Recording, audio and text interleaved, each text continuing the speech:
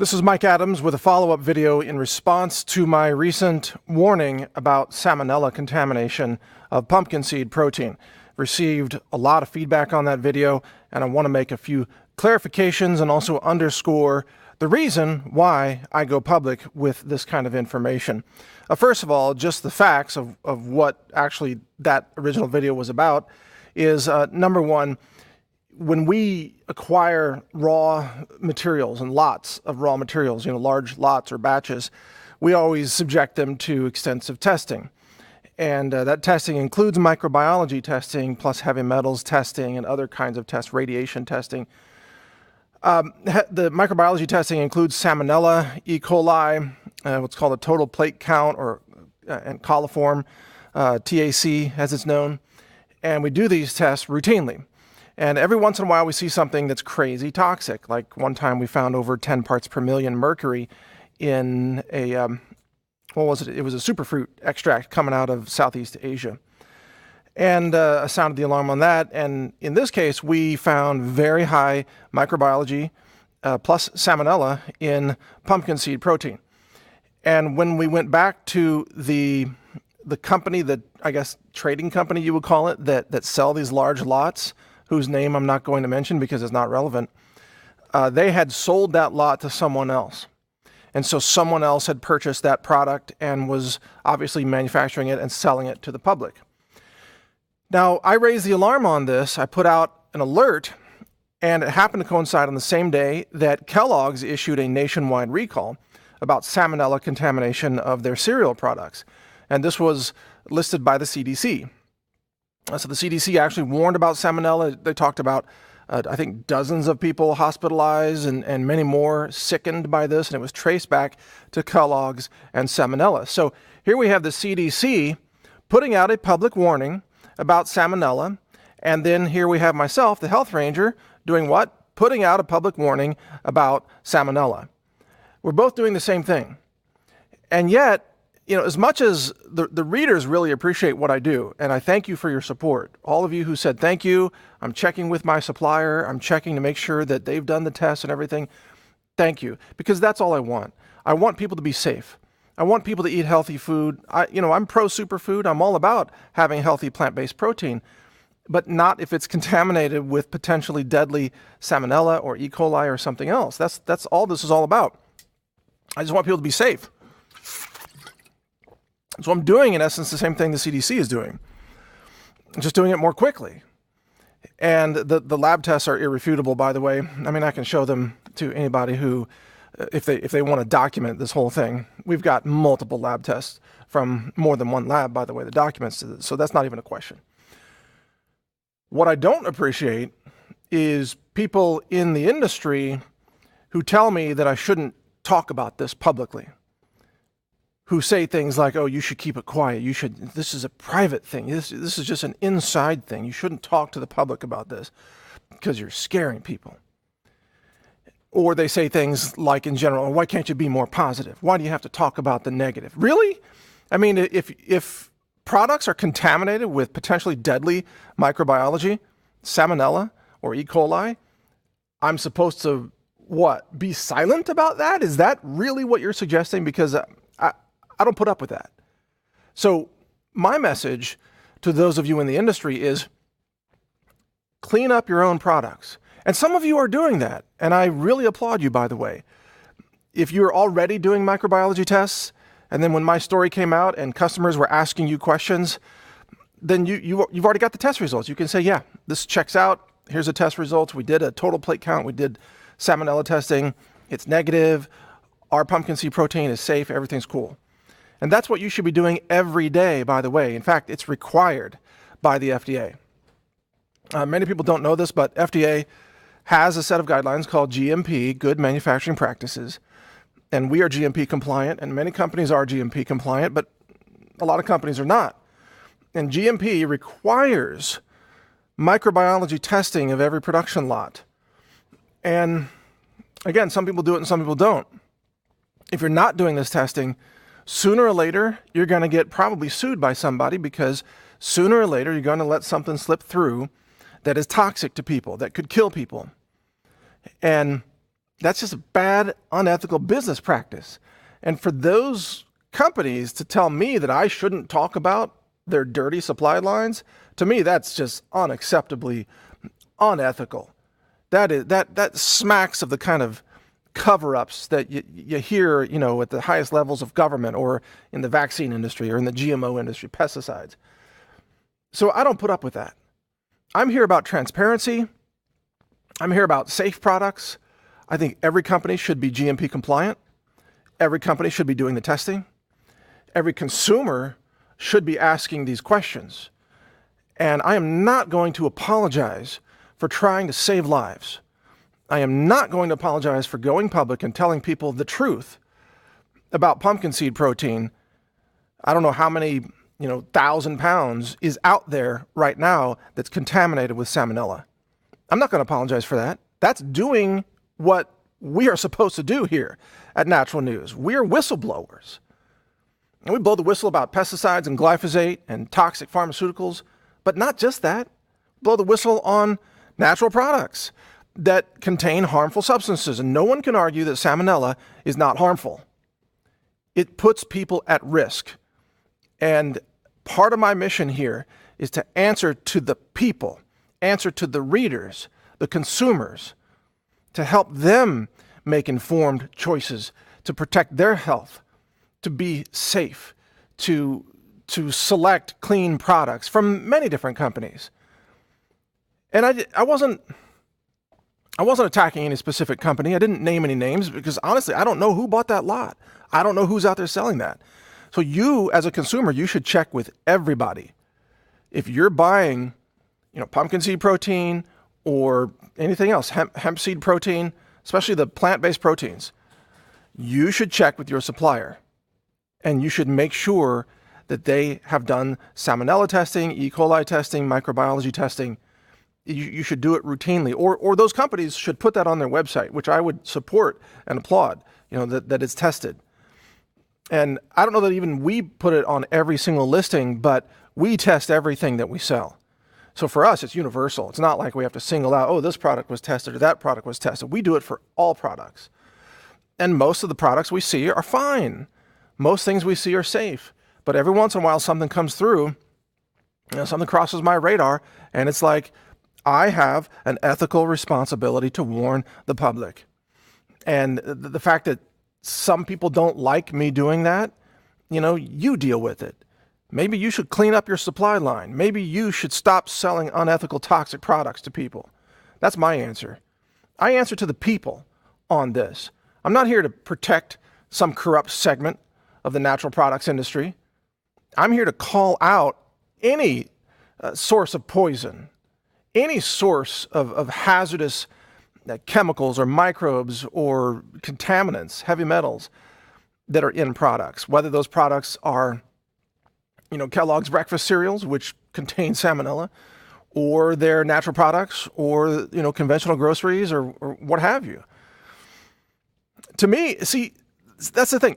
My ethical standards are universal across the board. I don't make exceptions for the vegan products. It's not like vegan products get a free pass just because they're vegan. What if they're vegan and they're toxic?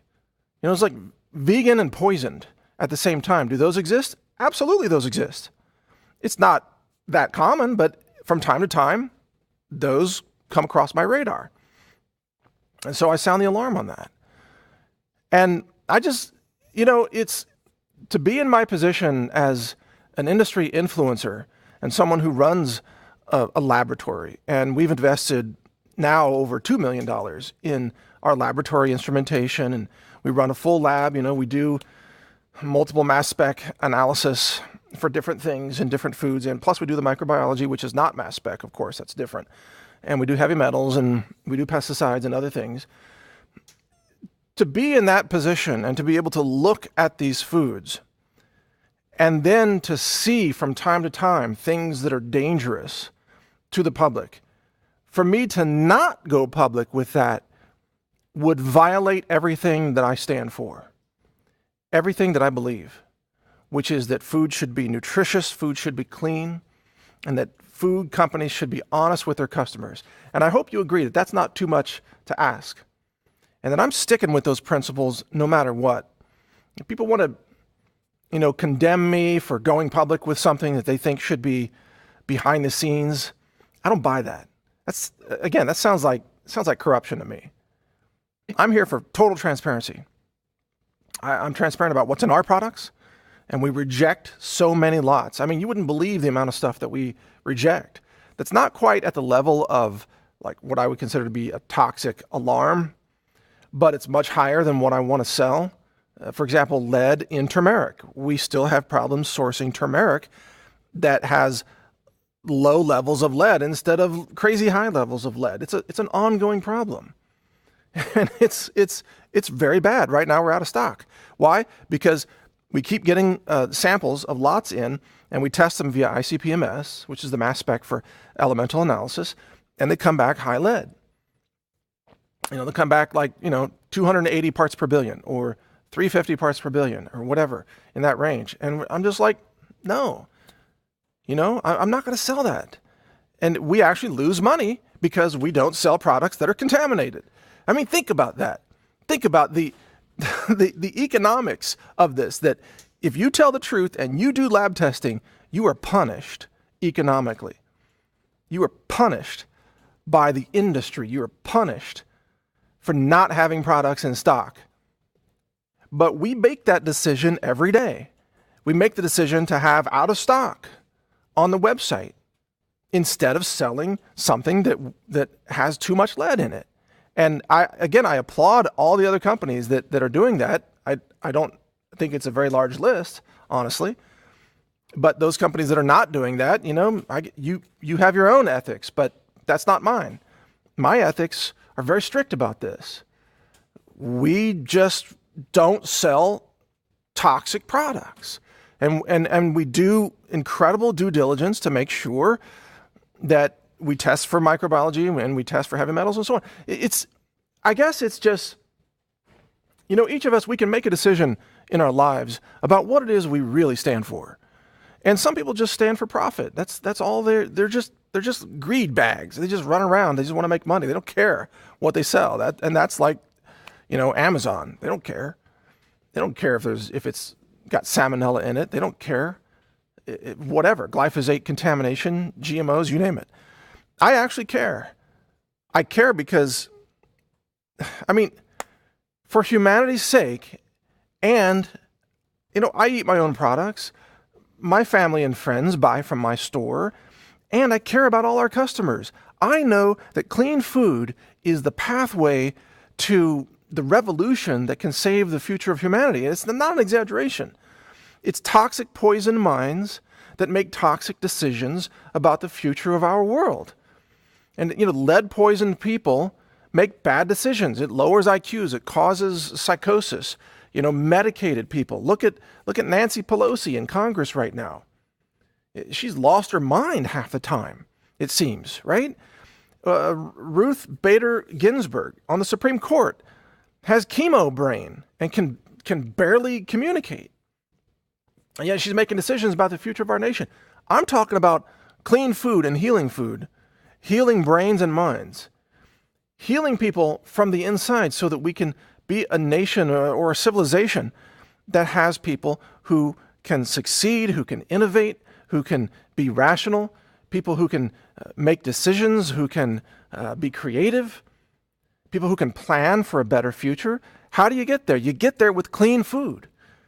You get there by halting the poisoning of people with medication poisoning and, toxic vaccine poisoning, all the poisoning that happens. But that poisoning sometimes comes from the natural products that are out there that fail the tests, like salmonella or E. coli or heavy metals. And it's routine for heavy metals anyway. I don't see salmonella very often, but heavy metals, I do see a lot of that. And it's routine. And I don't see mercury very often, but I see a lot of lead. I see a lot of cadmium. And I'm not going to stay silent about it. So my advice to consumers is keep watching my videos, keep reading natural news. I'm going to be straight up with you. If I see something really dangerous, I'll sound the alarm. If I see a pattern of things being very clean, I'll mention that too. And I will never personally sell you, through my store, I'll never sell you anything that fails any of our tests. It just gets rejected. Reject, reject, reject. It's like, for us, that's like the most common answer that we give suppliers is, sorry, your stuff's dirty. We don't want it. So like I said in the previous video, if one day you wake up and our store is empty and we have nothing to sell, that's because we couldn't find anything clean. I'd rather shut it down than sell high lead contaminated products. But the other side of this, for product suppliers is to understand I'm not attacking you. I have supported this industry for 15 years, and we have the most massive editorial collection of pro-natural health information.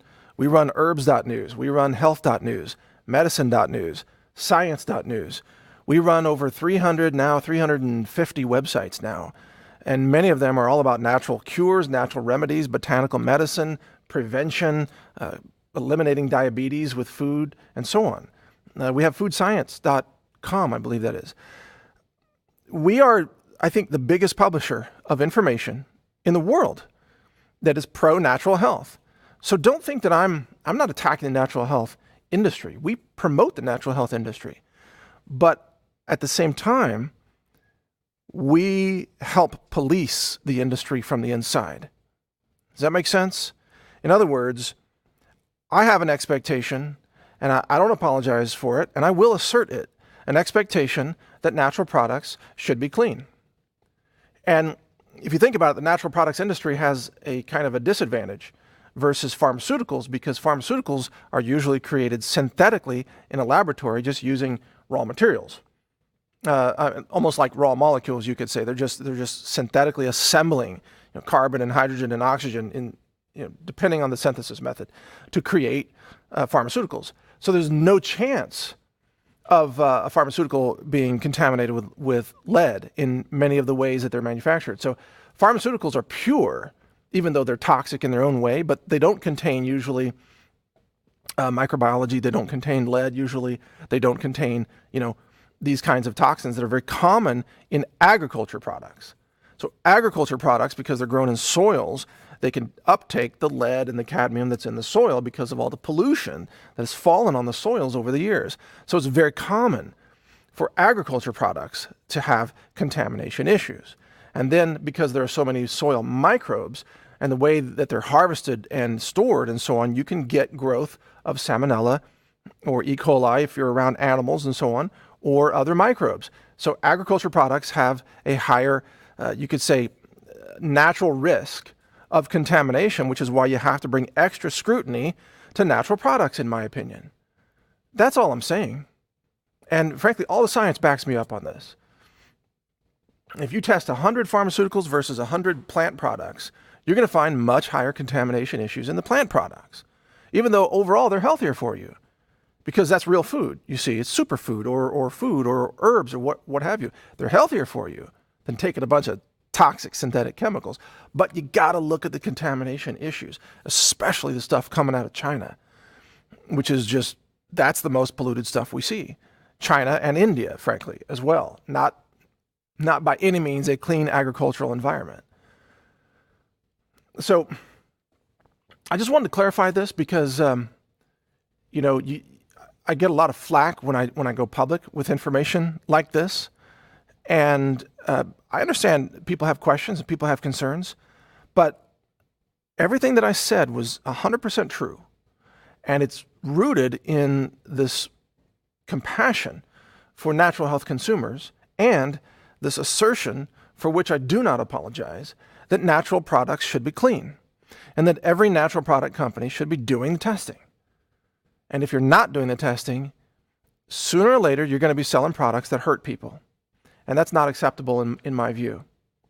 So that's my take on it. And you can take it or leave it. I'm not changing it. You're not going to convince me to not go public when I see a big problem. And you're also not going to convince me to start selling toxic products because I won't do it. I'd rather have no business than to be engaged in selling something that is so contaminated that it could harm someone, I'm not going to do that. And that's my personal ethical moral compass. As someone who I abide by Christian principles. I've studied Buddhist principles in the past. I have a strong internal ethical compass about what I'm willing to sell or not sell, and how much scrutiny we're bringing to the products that we do sell. And I know that we live in a world where everybody has a different moral guide, or even no morals at all. And sadly, some of those people do very well financially, but they got to live with that. They're going to be judged, if not by society, by God one day, and that's their decision. My decision is to work in alignment with principles of clean food, safe food, and nutrition that helps people get healthy, not subjects people to additional health risks that might harm them or even kill them in some cases. So that's my position on it. All of you out there who are worried about what I might say next, like, well, what am I looking at next? I'm looking at everything. And trust me, as our lab really accelerates, because we're bringing in another mass spec instrument, in this case it's a triple quad, or what's called sometimes a tandem quadruple, super high sensitivity. We're talking picograms per milliliter. It's like parts per trillion concentrations on certain analytes. We're going to be looking at a lot of things, but I'm not going to falsely raise the alarm if something is just very low concentration. So if I see, let's say glyphosate, if I see glyphosate in food at 100 parts per trillion, am I going to freak out and issue a public warning? No, because frankly, there's probably 100 parts per trillion of glyphosate in every jar of honey that you see at the grocery store. And I'm talking about much higher levels, like 100 parts per billion, or 1/10 of a part per million, but that's 1,000 times larger than 100 parts per trillion. I understand the difference between concentrations and what's just truly trace versus what is worthy of being alarmed about. I understand the difference because I work in the lab every day. I'm there, and I deal with concentrations. I understand different levels of toxicity based on the analyte that you're looking at. And I see lead all the time. I don't raise the alarm on lead all the time. I see it everywhere in trace amounts, but I don't see it at 10 parts per million very often. When I do see it at 10 parts per million, of course, I raise the alarm. So I believe I have the right balance about understanding the science of food contamination. We are one of the preeminent food science labs in the world today, cwclabs.com. I'm the author of Food Forensics. I know this subject very well, and I don't raise false alarms. And I did make a mistake once on test results. I should say a mistake in the way that I presented it. The test results were solid, but when I was talking about bone broth products and some of the analytes that were testing, that were being found in those products, I should have presented it in a better way, because I think the public reaction was too strong and maybe too much misinterpretation. But since then, I've decided that the only proper way to present any of this information is with quantitation analysis. So in other words, not to just say something tests positive for glyphosate or tests positive for pesticides, because testing positive, frankly, doesn't mean anything scientifically. It could be one molecule. I have decided and committed to reporting quantitation numbers.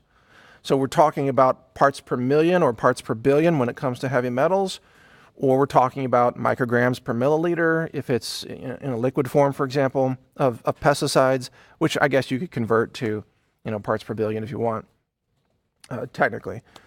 But for most liquids, we talk about micrograms or picograms per milliliter, and I'll explain that in the stories. But my commitment is to not raise false alarms, but to issue legitimate alarms when we can back up the concentration of what's being found. Now, in the case of microbiology, concentration is not the way to do it. It's about total plate count. And for certain microbes like Salmonella and E. coli, that is a positive-negative result. So it is appropriate to say something tests positive for Salmonella, because Salmonella is a reproducing, self-replicating organism. So it can grow and multiply and become, higher concentrations over time.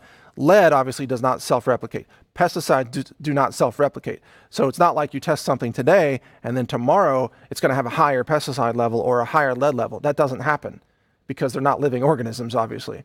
But microbiology replicates and becomes worse over time. So maybe I should do another video just explaining the different ways, the proper ways to describe the science about different types of food contaminants. But to summarize that, when you're reporting heavy metals and pesticides or other potential chemical contaminants, I believe, after a lot of experience and a lot of testing and communicating with the public and getting feedback and all of this, I believe the proper way is to report quantitation numbers. That is either parts per billion, parts per million, micrograms per milliliter, or micrograms per kilogram, or whatever units. But you got to give the units, because I've seen too many cases out there where you've got nonprofits or you've got labs sometimes issuing this this wine tested positive for arsenic. It doesn't mean anything. It's pointless. It could be 1 part per trillion of arsenic, which I guarantee you is in every bottle of wine. Who cares? That's not toxic. That's not even harmful. You've got more than that in your blood, more than that in your saliva, even in your urine, frankly.